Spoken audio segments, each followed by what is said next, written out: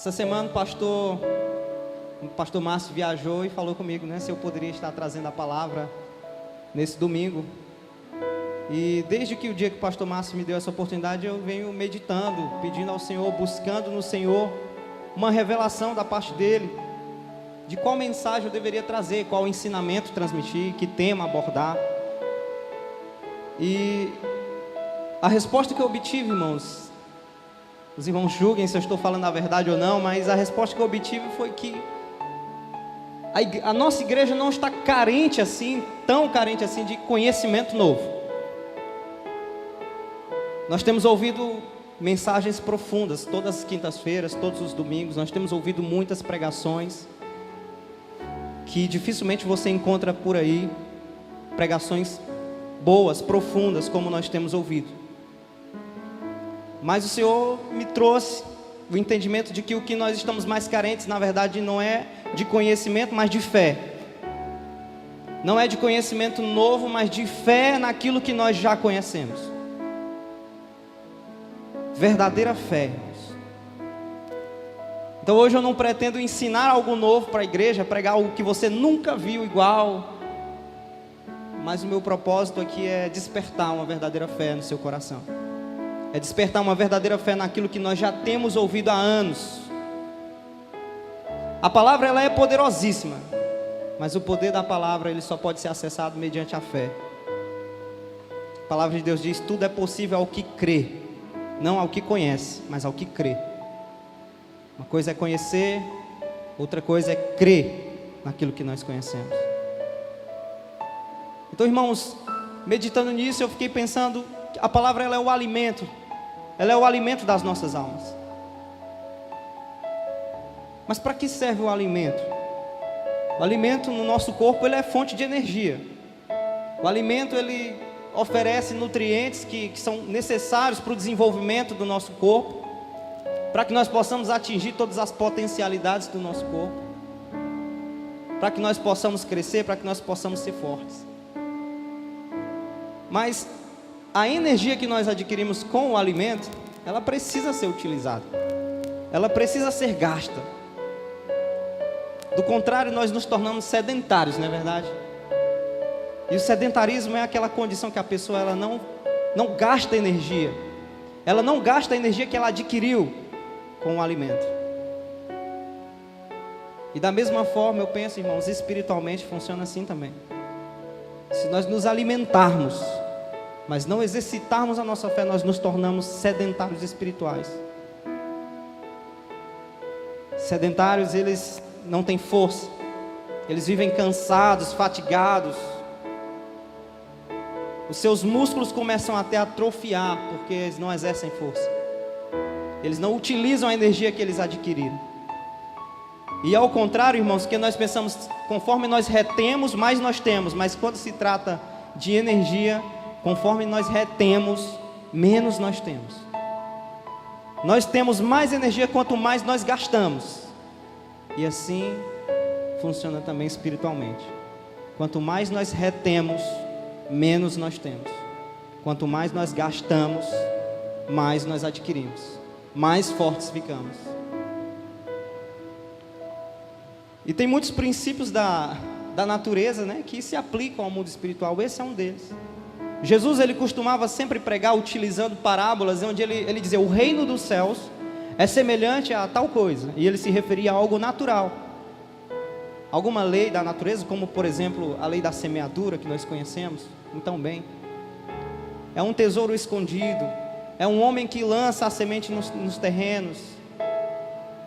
Então existem tantas coisas que nós podemos observar na natureza, no mundo natural, e aprender sobre o mundo espiritual, se nós estivermos de fato atentos a isso. Então, meus irmãos, a palavra de Deus, ela é o nosso alimento. Jesus disse: nem só de pão viverá o homem, mas de toda palavra que sai da boca de Deus. Ou seja, ela é de fato o alimento das nossas almas. Mas assim como o corpo precisa gastar a energia que adquire, nós precisamos gastar exercitando a nossa fé. E eu tenho certeza, irmãos, que desnutrição não é o problema dessa igreja. Falta de alimento não é o problema dessa igreja. Isso eu tenho certeza. mas nós podemos estar com outro tipo de problema. Como eu disse anteriormente, carecemos de fé, fé verdadeira, uma fé profunda. E esse sedentarismo espiritual, ele é fruto da incredulidade. É a incredulidade. Eu queria que os irmãos lessem comigo o texto de Marcos capítulo 9, versículo 14. Marcos 9, 14 até o 29.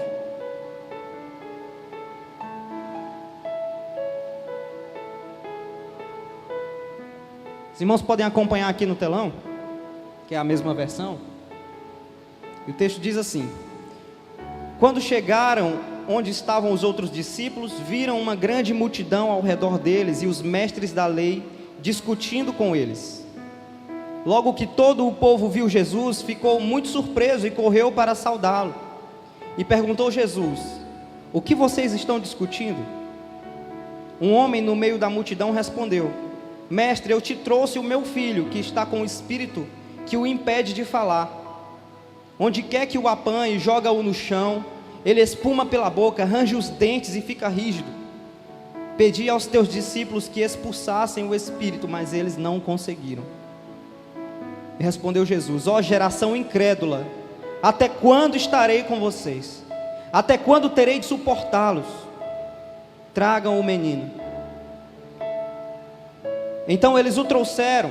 Quando o espírito viu Jesus, imediatamente causou uma convulsão no menino. Este caiu no chão e começou a rolar, espumando pela boca. Jesus perguntou ao pai do menino: há quanto tempo ele está assim? Desde a infância, respondeu ele. Muitas vezes o tem lançado no fogo e na água para matá-lo. Mas se podes fazer alguma coisa, tem compaixão de nós e ajuda-nos. Se podes, respondeu Jesus. Tudo é possível ao que crê. Imediatamente o pai do menino exclamou: eu creio, ajuda-me a vencer a minha incredulidade. Quando Jesus viu que uma multidão estava se ajuntando, repreendeu o espírito imundo, dizendo: espírito mudo e surdo, eu ordeno que o deixe e nunca mais entre nele. O espírito gritou, agitou-se violentamente e saiu. O menino ficou como se estivesse morto, a ponto de muitos dizerem: ele morreu. Mas Jesus o tomou pela mão e o levantou, e ele ficou em pé. Depois de Jesus ter entrado em casa, seus discípulos lhe perguntaram em particular: por que não conseguimos expulsá-lo? E ele respondeu: essa espécie só sai pela oração e pelo jejum. Amém, meus irmãos, somente até aqui. Então, esse texto relata que um homem havia levado o seu filho, uma criança, que estava possuída por um demônio, um espírito maligno. E aquele homem, o pai, levou aquela criança até os apóstolos, até os discípulos de Jesus, para que eles expulsassem aquele espírito. Mas eles não tiveram sucesso na sua tentativa.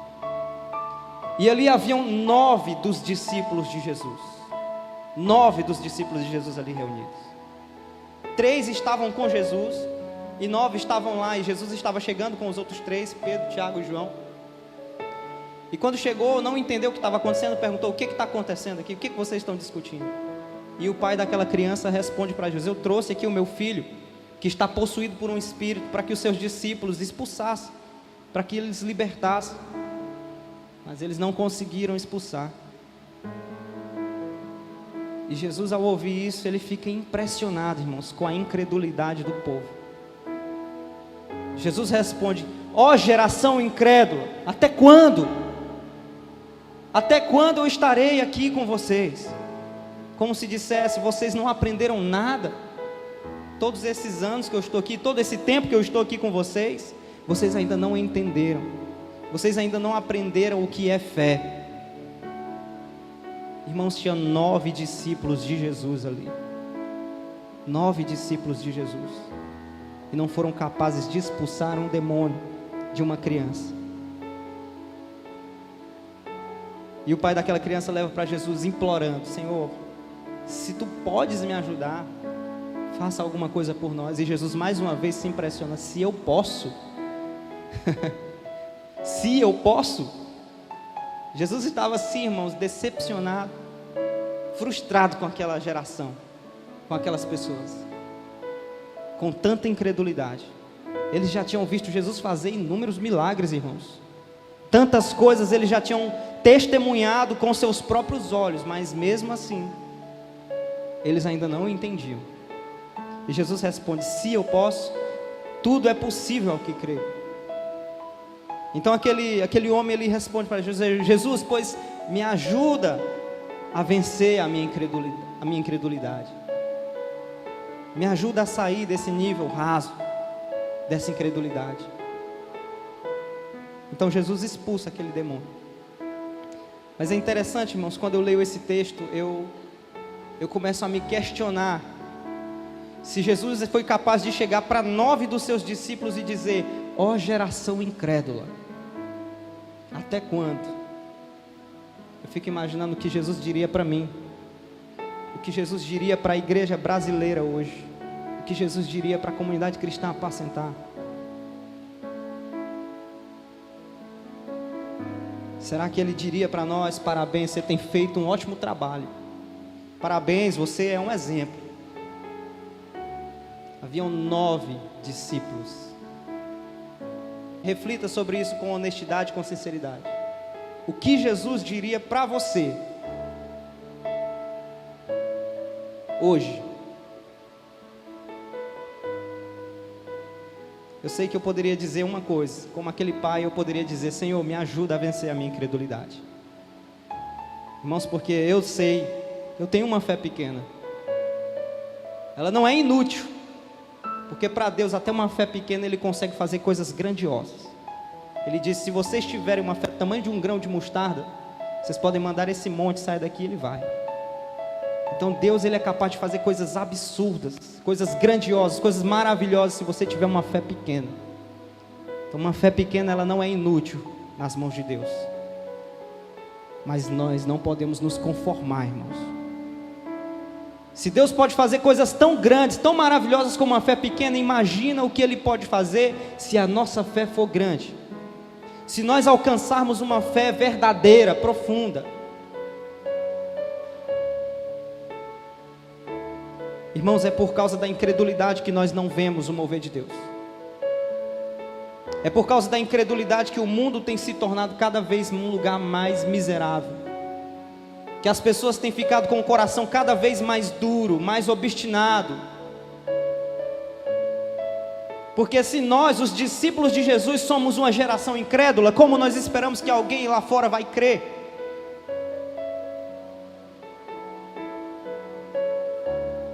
Se Deus manifestasse a sua glória aqui nesse lugar, meu irmão,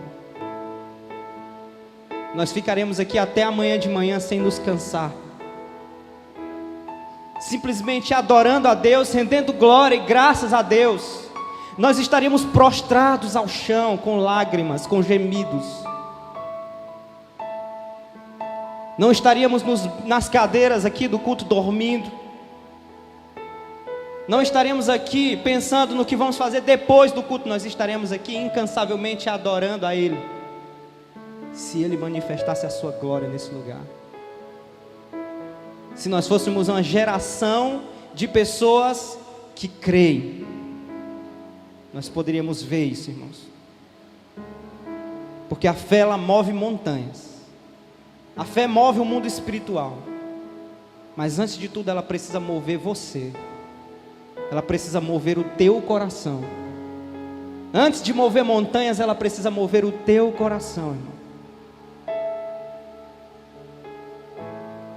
Tem uma frase que eu li no livro do Leonard Ravenhill. Já citei várias vezes esse autor aqui, esse grande avivalista, um pregador do Evangelho. E ele diz assim: qualquer dia desses, uma pessoa bem simples vai pegar a palavra de Deus, lê-la e crer nela. E aí todos nós vamos ficar extremamente envergonhados. É que nós adotamos a cômoda postura de que nossa tarefa com a palavra é explicá-la. Na verdade, nossa primeira atitude deve ser crer, depois obedecer e depois explicar. O que move o mundo espiritual é essa fé, irmãos. A palavra de Deus, ela, como eu disse, ela é poderosa, mas você precisa acessar esse poder que tem na palavra através da fé. Porque onde há incredulidade, não há mover de Deus. Mateus capítulo 13, versículo 54.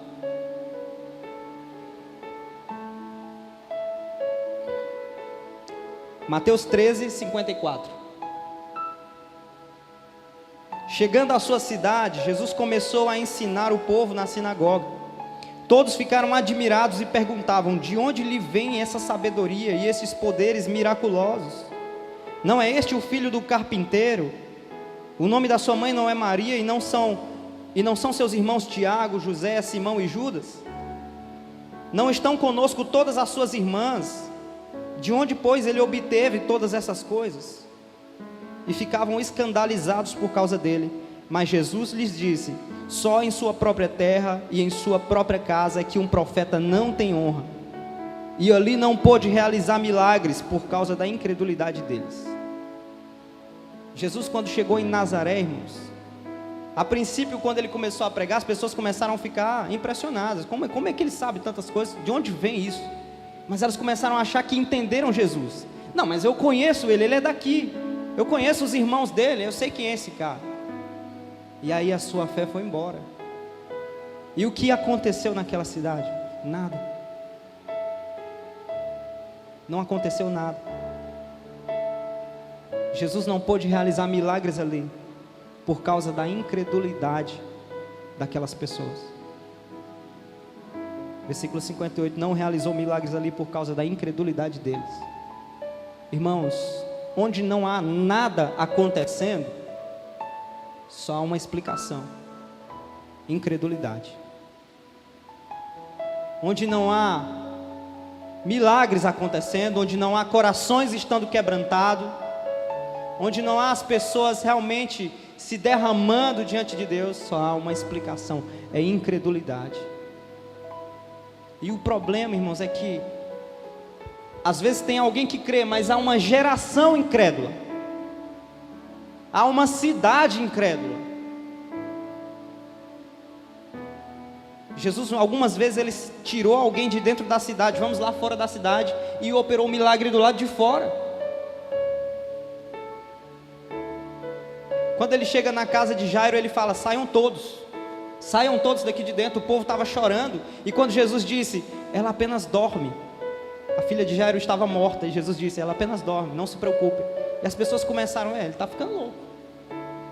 E começaram a rir de Jesus, começaram a falar algumas coisas, e desesperados, e Jesus falou: saiam todo mundo, fique só o pai e a mãe dela, e Pedro, Tiago e João, fiquem só os mais próximos, eu sei que esses creem, fiquem só eles. E ali Jesus operou um milagre, irmãos. Mas antes dele operar aquele milagre, ele mandou sair todos os incrédulos. Ele mandou sair todos os que não acreditavam, todos os que não tinham fé. Porque quem não tem fé acaba atrapalhando a vida de quem tem. A incredulidade parece uma coisa contagiosa. Quando você chega num lugar onde há incredulidade, a tendência é que você também se torne um incrédulo. Então Jesus, no texto que nós lemos, no início, Jesus expulsa aquele demônio que estava naquela criança. E ele responde aos discípulos, quando os discípulos chegam, depois que ele faz aquilo, os discípulos perguntam: por que, Senhor? Por que não conseguimos expulsar? E Jesus diz: esse tipo só sai pela oração e pelo jejum. Então a situação que aqueles discípulos ali estavam é aquilo que eu tenho chamado aqui de sedentarismo espiritual. Eles tinham muito conhecimento, irmãos. Eles estavam aprendendo com o mestre dos mestres. Eles estavam andando dia e noite com o próprio Jesus, o próprio Messias. Será que eles não tinham alimento da palavra? Será que eles não tinham palavra? Será que eles não tinham conhecimento? Será que lhes faltou uma boa pregação, uma boa teologia? Será que foi isso que faltou naqueles discípulos? Não. Sabe o que faltou? Fé. Faltou fé. E como nós dissemos antes, irmão, sabe por que eles se tornaram dessa forma? Eles adquiriram conhecimento. mas eles não estavam exercitando a fé. Eles não estavam gastando a energia que eles estavam adquirindo. Tornaram-se sedentários, obesos espirituais, cheios, mas que não faziam nada. E é por isso que Jesus diz assim: esse tipo só sai com jejum e oração. Só sai quando vocês começarem a exercitar a fé de vocês. Vocês precisam parar de só ouvir. Comecem a praticar aquilo que vocês ouvem, aquilo que vocês estão recebendo. E muitas vezes, irmãos, nós dizemos que nós cremos na palavra, mas a nossa atitude demonstra exatamente o contrário. A palavra de Deus diz que os milagres, os sinais seguirão aqueles que creem. Mas nós somos ousados ainda de dizer: eu não preciso de milagres, eu não preciso ver milagres, eu não preciso disso, eu não preciso ver para me crer. Amém. Eu também não preciso ver para me crer, mas nós cremos para ver, porque a palavra diz que os milagres eles seguem os que creem. Não é o que os que creem seguem os milagres. A gente não pode correr atrás de milagres, mas os milagres devem correr atrás de quem crê, devem seguir aqueles que creem. E se nós não precisamos de milagres, então nós superamos a igreja primitiva, irmãos, porque lá o que tinha era milagres. O que tinha ali na igreja de Atos eram sinais e prodígios e milagres, atestando o ministério, a palavra e o testemunho dos apóstolos e de Jesus. Nós superamos a igreja primitiva? Eu acho que não. Nós estamos numa geração que é muito, muito mais incrédula do que a geração de Atos. Talvez nunca houve na história uma geração tão incrédula como a nossa. E Deus ainda faz milagres, mas é porque, como nós vimos, onde há incredulidade Ele não vai fazer nada. Onde há incredulidade nada acontece. E na verdade esse discurso ele parece mais uma desculpa que a nossa geração se apropriou para disfarçar a incredulidade.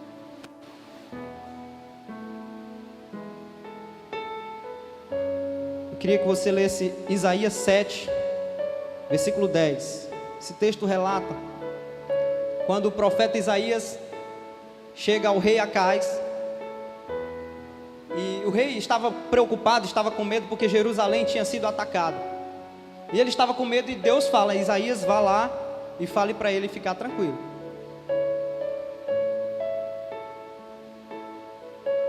E diz assim: disse o Senhor a Acais: peça ao Senhor, o seu Deus, um sinal miraculoso, seja das maiores profundezas, seja das alturas mais elevadas. Deus falou: peça um sinal, peça um milagre. Sabe o que Acais respondeu? Mas Acais disse: eu não pedirei, não porei o Senhor à prova. É impressionante, irmãos. Ele usa a própria palavra de Deus, ele usa o texto sagrado para justificar a sua incredulidade. Mas Deus responde para ele assim: disse então Isaías: ouçam agora, descendentes de Davi, não basta abusarem da paciência dos homens, também vão abusar da paciência do meu Deus. Usando a própria Bíblia para disfarçar a incredulidade. Não porei o Senhor à prova. O Senhor estava dizendo: peça um sinal das maiores profundezas ou das maiores alturas. Mas ele tinha medo, irmãos. Ele tinha medo de ser envergonhado. Ele tinha medo de pedir algo e ele não acreditava que Deus poderia realizar, porque era incrédulo. Ele não cria no poder do Senhor. E quantas vezes nós também não duvidamos, irmãos? Quantas vezes nós nos trememos de medo quando algo acontece, uma doença aparece, nós perdemos o emprego, quando alguma coisa que nós não estávamos esperando acontece. E nós pensamos: agora só Deus, e se depender dele, praticamente é como se nós estivéssemos mortos. Nós pensamos assim: se depender de Deus, lascou-se. Em vez de nós confiarmos.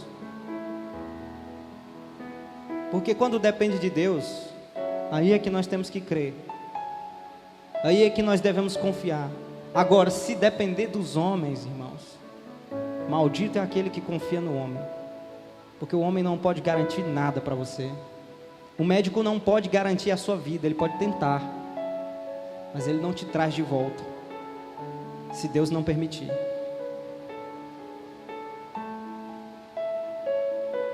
A cura não é sempre garantida, sabe?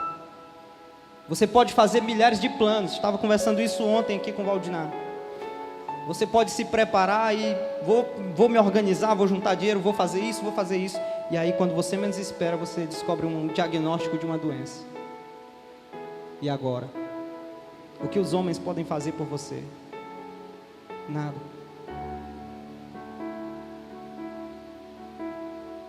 Só Deus pode fazer alguma coisa, irmãos. Só Deus pode agir naquilo que é impossível para o homem fazer. Então nós nos tornamos esse tipo de pessoas muitas vezes, como Acaides. Nós temos medo de que Deus não consiga realizar alguma coisa. Nós temos medo de que Deus ele não consiga prover e suprir as nossas necessidades. Nós temos medo de que Deus não consiga curar uma doença. Irmãos, Deus pode tudo. Tudo é possível ao que crê. A sua fé pode mover. Estava lembrando aqui do texto, quando uma mulher de origem grega, ela chega para Jesus e diz: Senhor, minha filha está possuída com espírito, faça alguma coisa por nós. E Jesus fala para ela assim: olha, não é justo eu tirar dos filhos para dar para os cachorrinhos. E o que aquela mulher fez? Ela desistiu? Não. Ela insistiu, ela perseverou. Ela disse: Senhor, mas até os cachorrinhos conseguem as migalhas que caem da mesa. E Jesus olha para ela e diz assim: olha, por causa dessa tua resposta, a tua filha já está liberta. Por causa dessa resposta, é porque a sua fé realmente me tocou. A sua fé realmente agora me convenceu. Isso que Jesus estava dizendo, irmãos. Se ela tivesse desistido, se aquela mulher não tivesse fé, ela tinha ouvido uma resposta dessa de Jesus: não é justo tirar dos filhos e dar para os cachorrinhos. Ela era chateada, zangada, ia para casa, revoltada. O que ela fez? Ela perseverou, ela creu: Senhor, eu só preciso das migalhas, eu só preciso de um pouquinho. E a resposta de Jesus é impressionante, irmãos. Naquele exato momento, aquela mulher já tinha alcançado a sua vitória. Ela já tinha alcançado a bênção que ela tanto precisava, pela fé. O problema é que nós já vimos tantos falsos profetas, que nós não acreditamos mais em nenhum profeta. Nós não acreditamos mais em profecia. Nós vimos tantos falsos milagres que nós duvidamos agora de todos os milagres.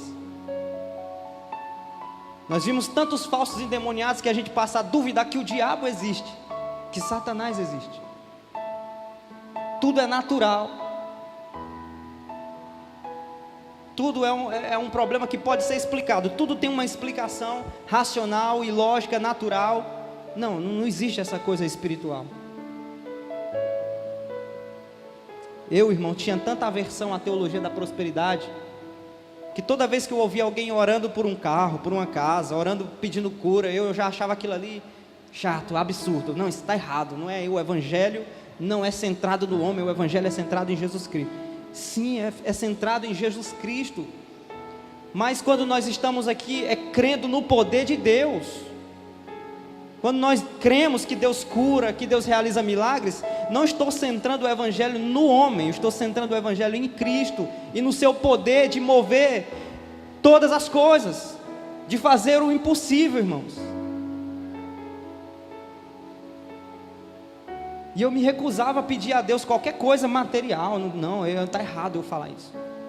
Está errado eu pedir a Deus que me ajude a arrumar um emprego. Está errado eu pedir a Deus por cura. Mas quando nós olhamos para a Bíblia, não basta você abrir a Bíblia, em qualquer lugar você vai ver Deus operando milagres. E chega a um ponto que a gente começa a ficar assim: Senhor, tudo que eu leio aqui eu não estou vendo. acontecer mais. Acabou, foi? Cessou? Acabou o seu poder, agora é outro Deus que está operando agora em nosso tempo, não é mais o mesmo de 2000 anos atrás? A gente começa a questionar, ficamos duvidosos, porque o tempo inteiro nós abrimos a Bíblia, Jesus curou um cego, Jesus curou um paralítico, Jesus curou um leproso, Jesus curou um surdo, Jesus expulsou um demônio, Jesus ressuscitou um morto, o tempo inteiro, irmãos. Jesus faz as coisas, Jesus é um Deus que ama curar, Ele ama operar milagres. Nós é que nos tornamos incrédulos e por isso não vemos. Porque como eu disse, nós não precisamos ver para nós crermos, mas nós temos que crer por um propósito.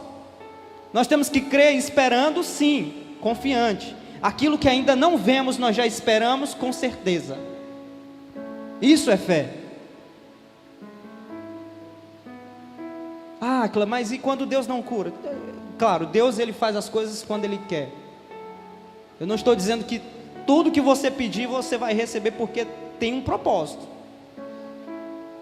Tiago escreve que vocês pedem e não recebem porque pedem mal, porque vocês pedem por desejos egoístas, e Deus não atende desejos egoístas. Mas se você tem uma necessidade, irmãos, Deus não é indiferente em relação à sua dor.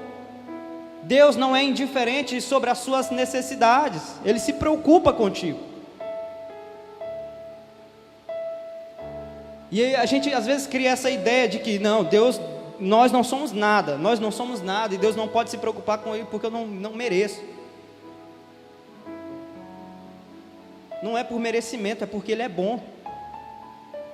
É porque Ele é amor, é porque Ele é um Deus de provisão, porque Ele é um Deus de cura. Então não importa se você merece ou não, Ele é assim, sempre é assim. E Ele te ama, independentemente de você merecer ou não, Deus te ama. Deus se importa com você sim. Deus se importa com sua igreja, sabe, irmãos, não há nada que Ele se importe mais do que a sua igreja. Deus disse assim: ai daquele que tocar na menina dos meus olhos, o meu povo. Porque você é o alvo do amor de Deus.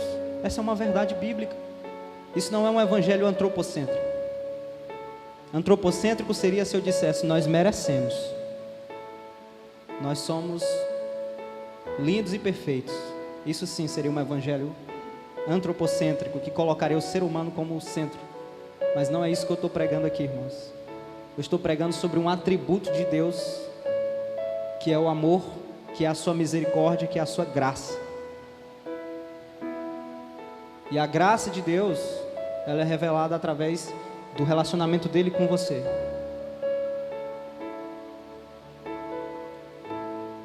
Então nós ficamos nessa incredulidade defensiva. Nós vimos tantas coisas ruins, tantas coisas erradas, que nós passamos a duvidar de tudo.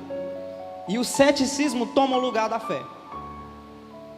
Exatamente essa é a estratégia de Satanás, irmãos. Satanás, ele sempre vai semear joio no meio do trigo, para que a gente fique na defensiva. Ah, tudo aqui é joio, nada mais presta. Não existe mais milagres, não existe mais dons, não existe mais nada, porque eu só vejo um monte de coisa ruim para cá. Mas existe o trigo no meio do joio. Não caia nessa mentira de Satanás. É exatamente isso que ele quer, que a gente nos tornemos céticos. Sabe, é isso que o diabo faz quando você vê uma pessoa que ela tem aversão à igreja, aversão a cristãos. Ela diz assim: todo pastor é ladrão, não quero nem saber. Ela está cega, ela só vê o joio. Ela não tem discernimento para entender que há o joio, mas ali também há o trigo. Há o mal, mas também há o bom. Há a mentira, mas há a verdade também. E as pessoas perdem o discernimento com essa estratégia de Satanás de semear o joio no meio do trigo. Essas pessoas, eu já conheci pessoas assim, provavelmente você já viu alguém assim, que não suporta crente, porque ela já tem uma ideia formada na cabeça dela. E essa ideia nunca é uma ideia realista. Ela odeia a igreja, mas é porque ela tem uma ideia de igreja totalmente distorcida por causa de uma experiência que ela teve ruim. Ela julga todas as igrejas do mundo. E não é assim que funciona, irmãos. Então Jesus, ele respondeu aos seus discípulos que precisariam de oração e jejum. Antes ele tinha chamado de geração incrédula, e ele diz depois, é só com jejum e oração. O apóstolo Paulo, ele nos ensina que a fé vem pelo ouvir.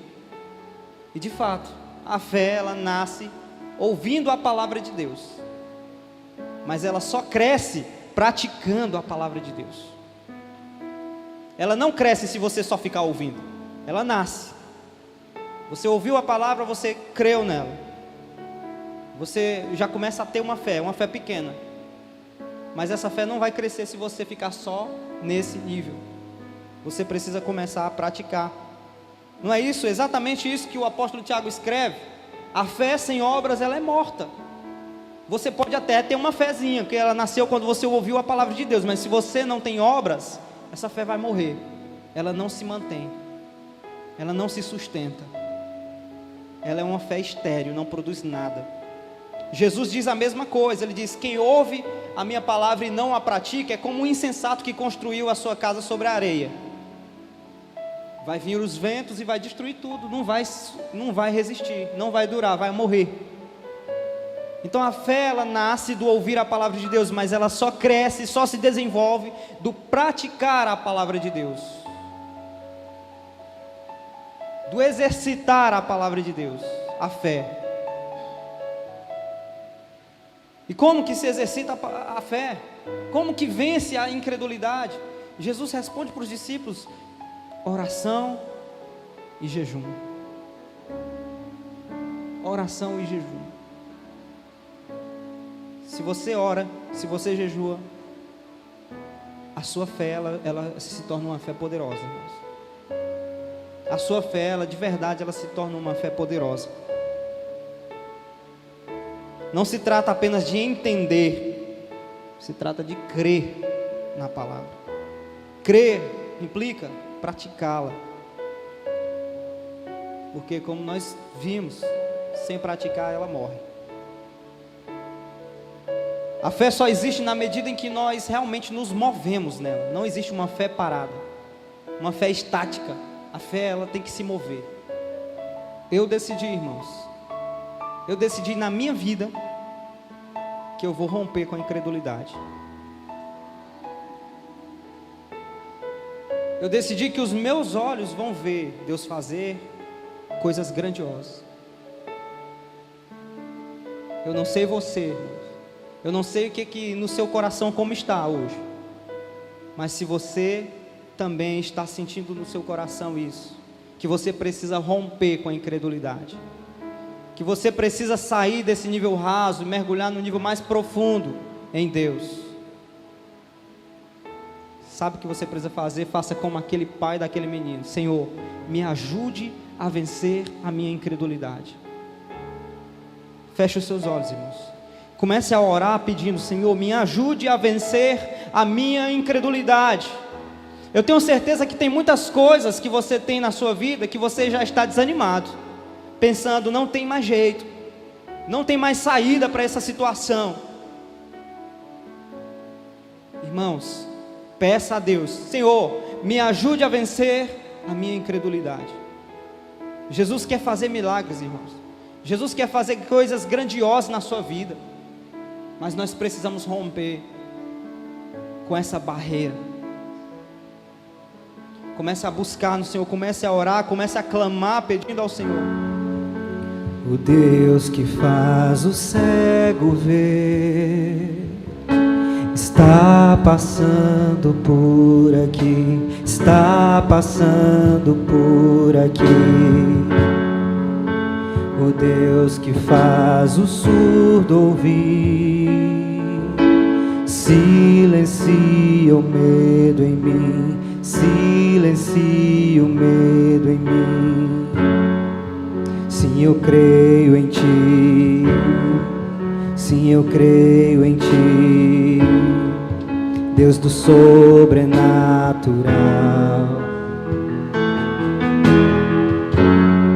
Sim, eu creio em Ti. Sim, eu creio em Ti, Deus do sobrenatural.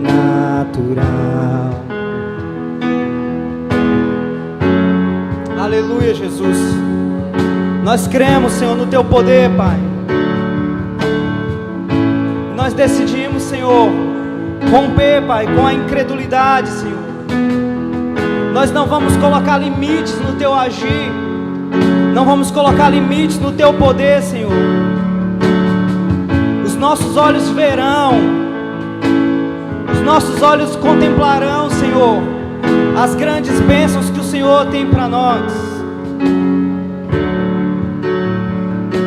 Pois não há doenças, não há barreiras que possam impedir o Teu agir, Senhor, que possam impedir o Teu propósito, Senhor. Nós não aceitamos viver um evangelho onde não há o agir de Deus, pois o nosso Deus, Ele não é, irmãos, imagens de madeira ou imagens de gesso. O nosso Deus, Ele é Espírito. Nosso Deus é real.